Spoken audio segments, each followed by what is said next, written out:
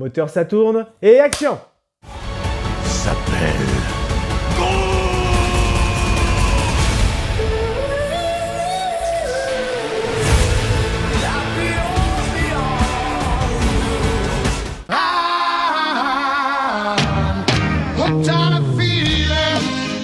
C'est clairement le meilleur film du MCU depuis Avengers Endgame.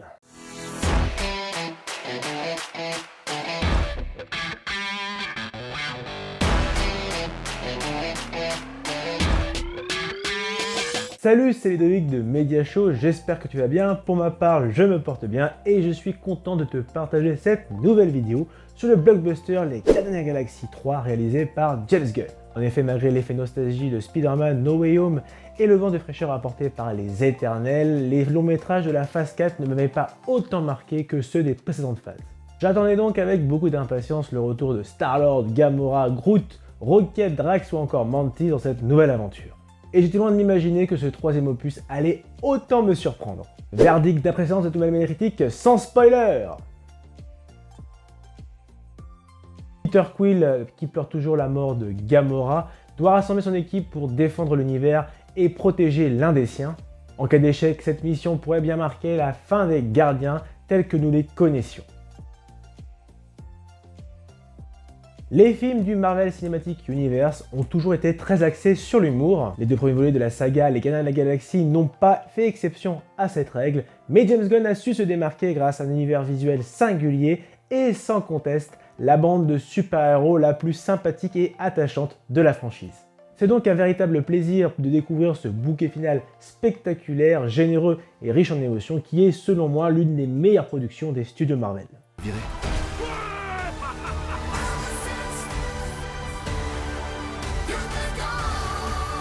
Nous nous envolerons tous ensemble, à travers l'infinité de ce merveilleux ciel. Démarrer un film avec une version acoustique de Creep est vraiment audacieux, l'introduction est fabuleuse avec cette belle séquence musicale révélatrice où on apprend que Rocket Raccoon est l'élément principal de cette intrigue. En effet, James Gunn articule son histoire autour de ce personnage et ouvre les portes de son passé sombre et tragique par le biais de flashbacks qui, en parallèle, amènent à une thématique forte, la maltraitance animale dans le milieu scientifique. Ces événements conduisent bien évidemment à l'arrivée d'un nouveau méchant machiavélique, le maître de l'évolution, ainsi que ses sbires. Son ambition de créer un monde sans imperfection à partir d'animaux transformés se greffe parfaitement à l'histoire de Rocket.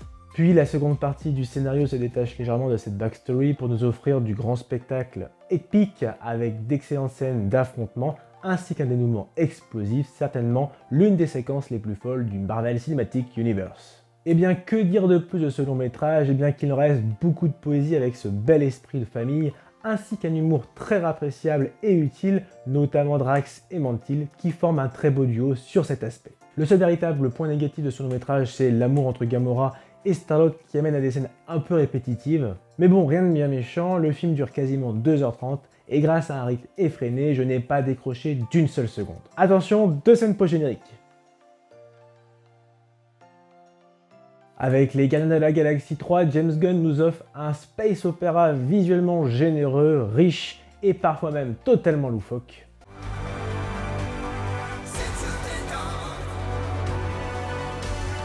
Il réussit à capturer intelligemment les scènes d'émotion de ce film qui est, selon moi, le plus émouvant de l'univers Marvel. Les chorégraphies et les plans durant les séquences de combat sont juste dantesques, les effets spéciaux sont soignés, les créatures fantastiques sont totalement barrées, les costumes et les maquillages sont incroyables, et enfin les décors sont colorés et grandioses. La ville de Nowhere est au passage superbe quand on sait que sa construction dans les studios a demandé plus de 6 mois de travail, mais l'un des éléments les plus importants de ce long métrage, c'est bien évidemment la bande originale. Une nouvelle fois axée sur les années 80, elle donne le rythme à l'histoire et marque encore le coup.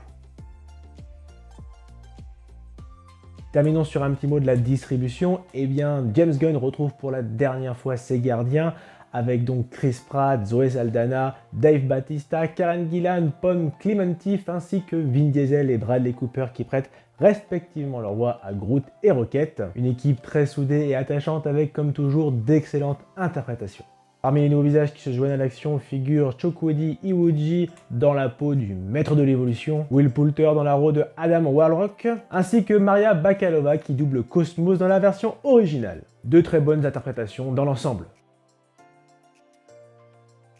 Pour résumer, James Gunn quitte le Marvel Cinematic Universe avec cet excellent long métrage, Les Gardiens de la Galaxie 3, le meilleur depuis Avengers Endgame, ainsi que le film le plus émouvant de la franchise.